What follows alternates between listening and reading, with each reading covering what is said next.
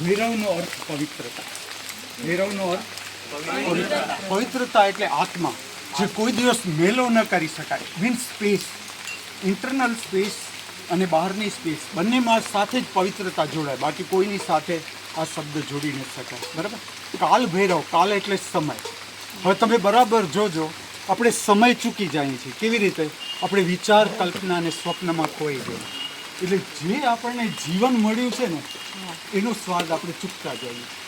એ કાલ ભૈરવની મૂર્તિ શું છે? તમને એ શક્તિ પ્રદાન કરે કે તમે વર્તમાનમાં જીવવાની શક્તિ પ્રાપ્ત કરો. જે જીવન છે અને તમે જેવું જીવવાનું શરૂ કરો, તમારી ઉર્ધ્વગામી ગતિ જ શરૂ થાય, એનાથી નીચે જઈ જ ન શકાય.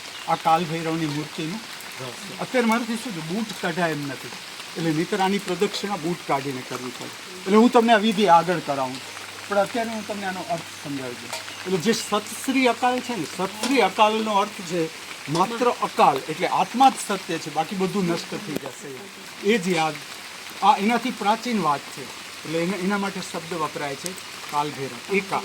પછી બીજું, વાતાવરણમાં અનેક પ્રકારની શક્તિ છે, વિવિધ પ્રકારની, જેમાં પિશાચી તરંગ આવે, ભટકતી આત્માઓના તરંગ આવે, અને ખાસ કરીને કામવાસનાની ઈચ્છા અને ભોજનની ઈચ્છા, આમાં સૌથી વધારે આની અસર આવે.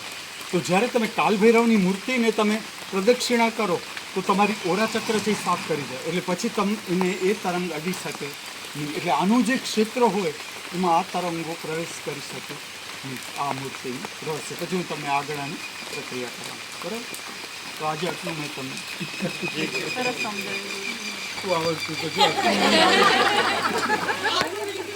કાલ ભૈરવ.